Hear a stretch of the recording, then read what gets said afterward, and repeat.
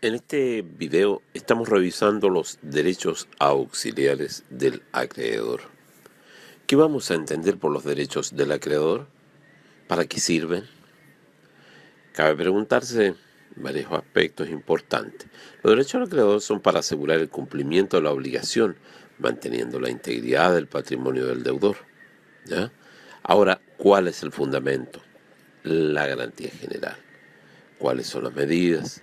La medida conservativa, tenemos la acción oblicua, la acción pauliana, beneficio de separación. Para algunos, el derecho legal de retención. ¿Ya?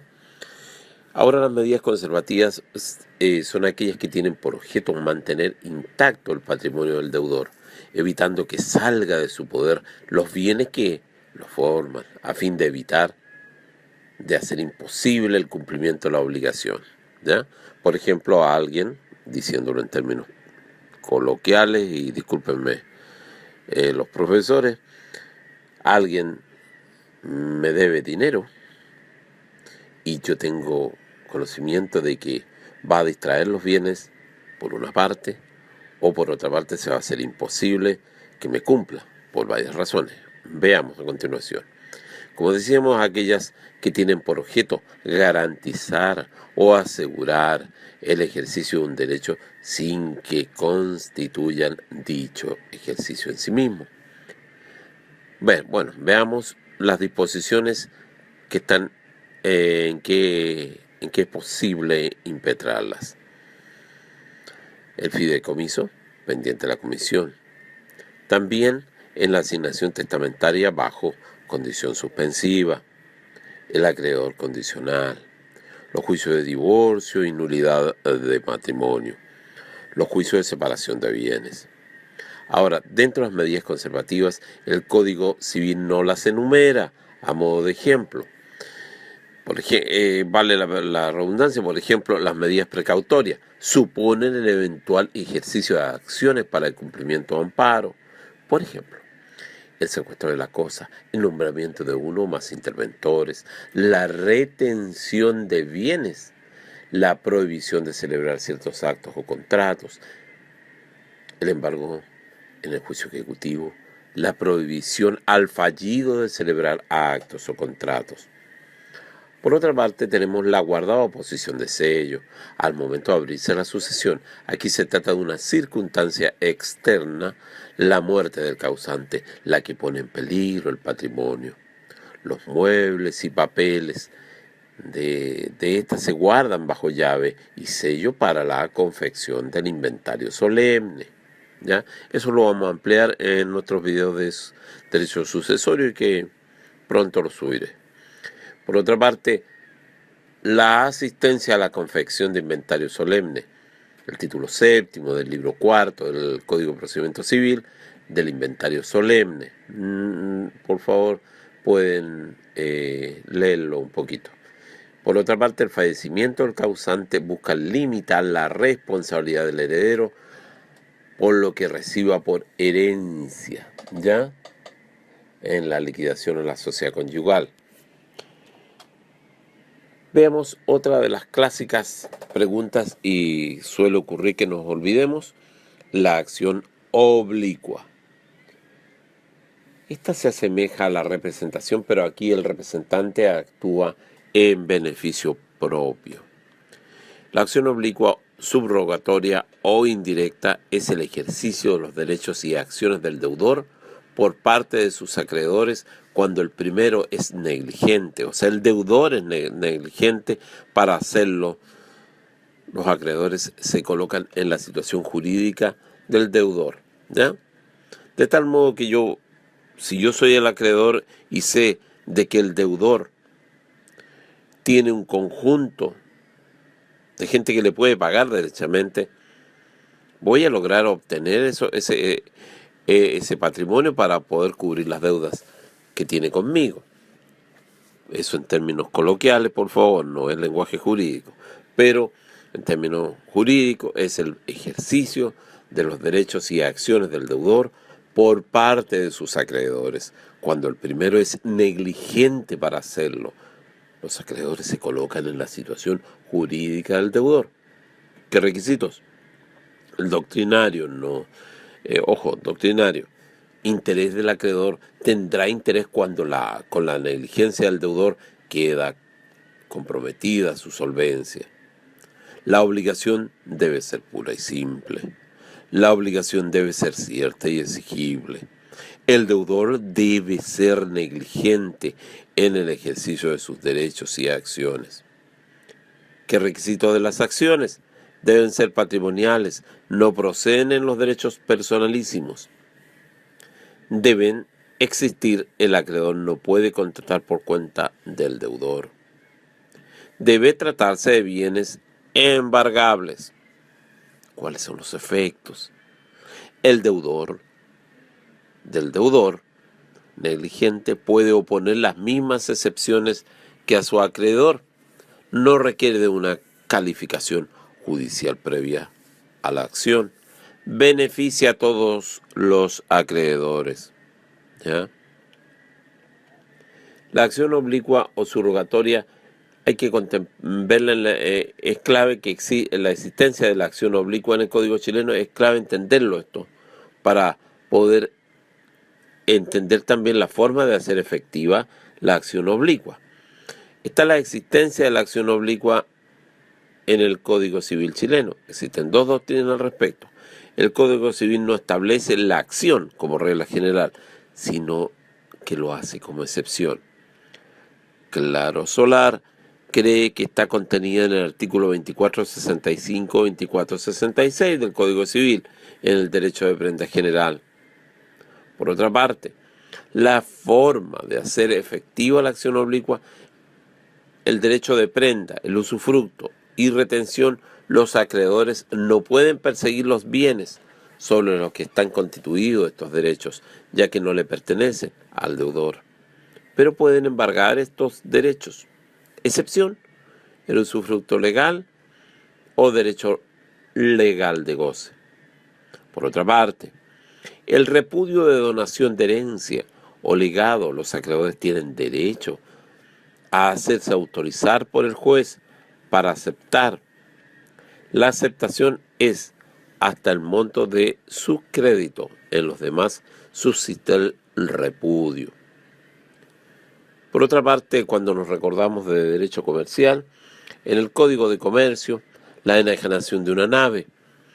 Cuando el comprador no ha pagado, los acreedores piden la resolución, la acción oblicua.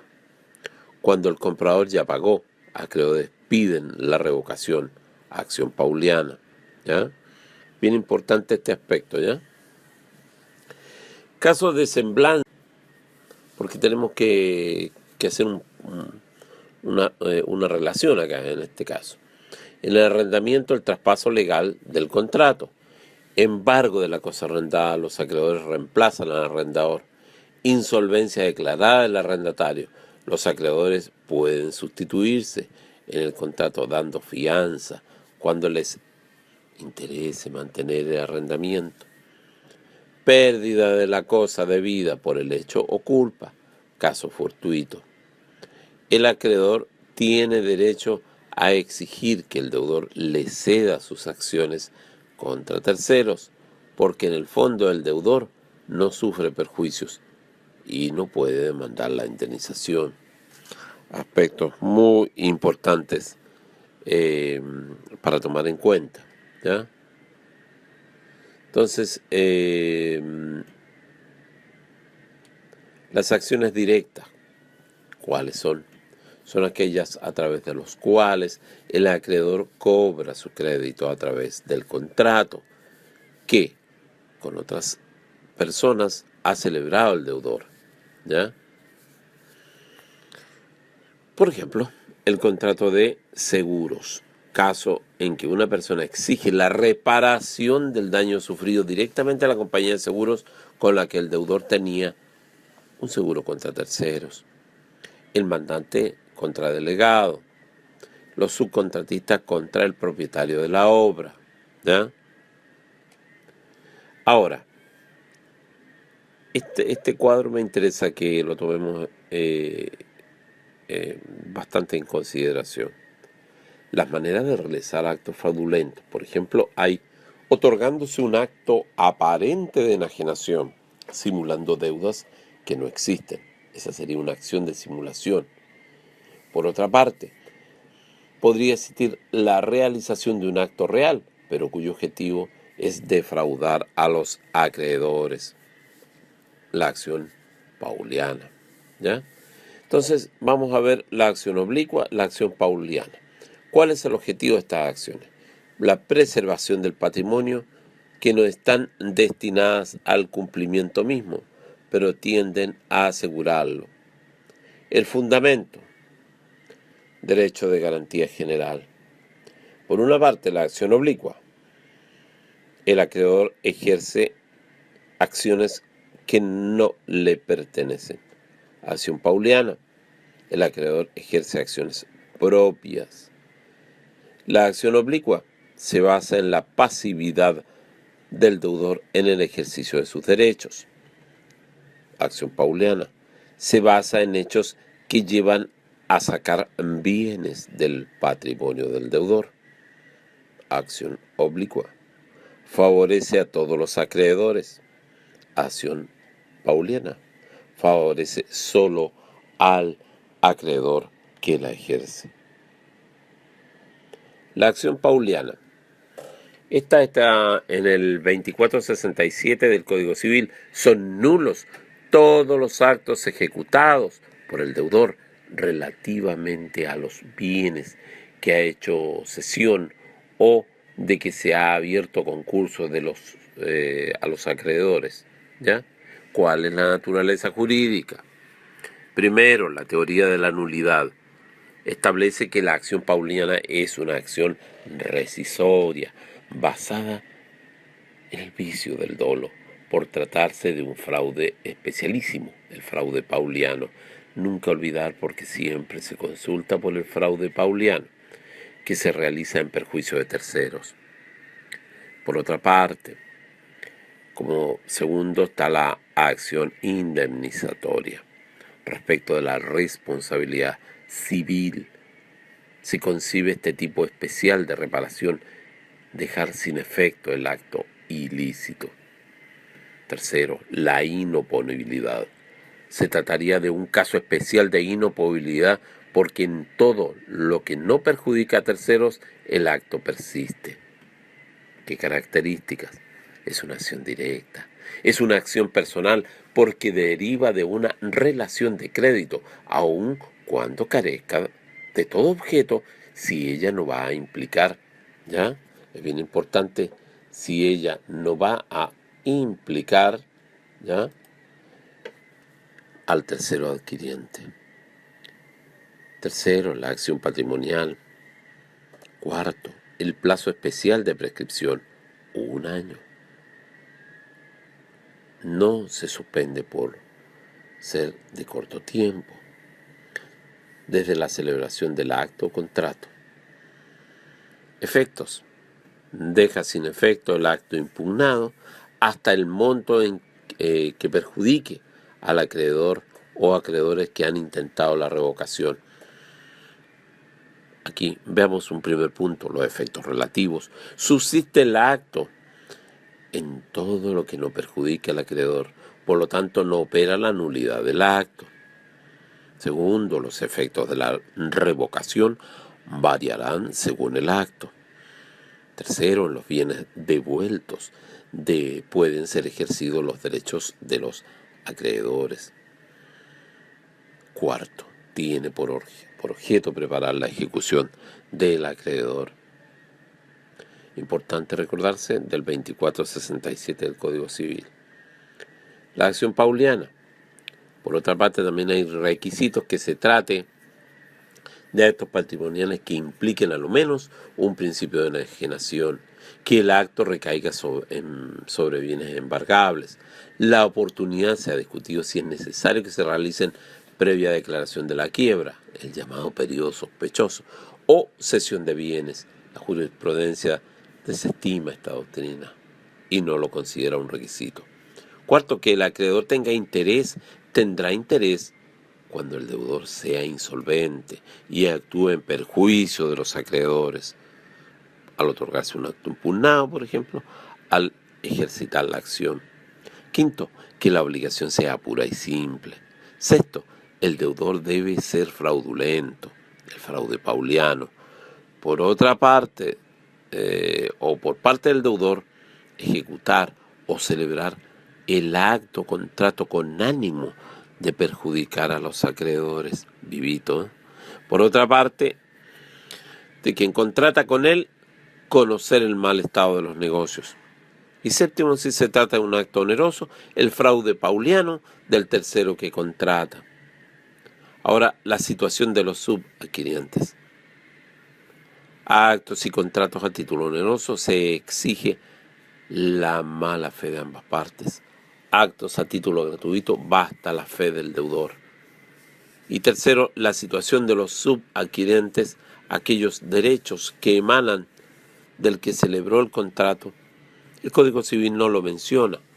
La doctrina mayoritaria opina que si la revocación procede contra el adquirente, también procede respecto del subadquirente, dependiendo, además, de la buena o mala fe de este último, si se trata de un acto a título gratuito u oneroso. ¿Qué vamos a entender por el beneficio de separación? Es el derecho que la ley le concede a los acreedores hereditarios y testamentarios a fin de que los bienes del causante no se confundan con los del heredero, ¿ya? De manera que ellos puedan pagarse preferentemente a los acreedores personales de éste. Es una medida de precaución, conservación del patrimonio, modalidad de la acción pauliana. Derecho a pedir la separación, los acreedores hereditarios, aquellos que ya lo eran en la vida del causante.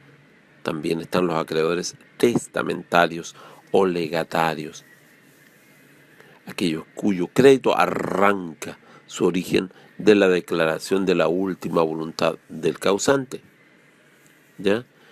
Quienes no pueden pedir este beneficio, los derechos prescritos, quien renunció a él por haber reconocido como deudor al heredero, si los bienes de la sucesión han salido de manos del heredero, se han confundido con los de este, de manera que no sea posible reconocerlos.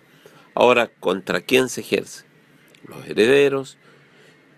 La sucesión declarada en quiebra opera de pleno derecho. El beneficio de separación va a producir ciertos efectos que vemos. Primero, deja sin efecto los actos de disposición efectuados por el heredero dentro de los 6 meses siguientes a la apertura de la sucesión. Por otra parte, debe inscribirse en los bienes raíces que afecte. Se traduce en una preferencia para los acreedores y testamentarios. Inversamente, los acreedores hereditarios y testamentarios deben reconocer preferencia respecto de los acreedores personales del heredero, respecto del patrimonio personal de él. Hemos tratado de reunir de manera sucinta estos aspectos. Junto con este vamos a un segundo video en relación al mismo tema con un esquema un poco más digerible, de tal modo que los detalles los podamos disolver y dividir en pequeñas parcelas respecto del tema principal, ya que son los derechos auxiliares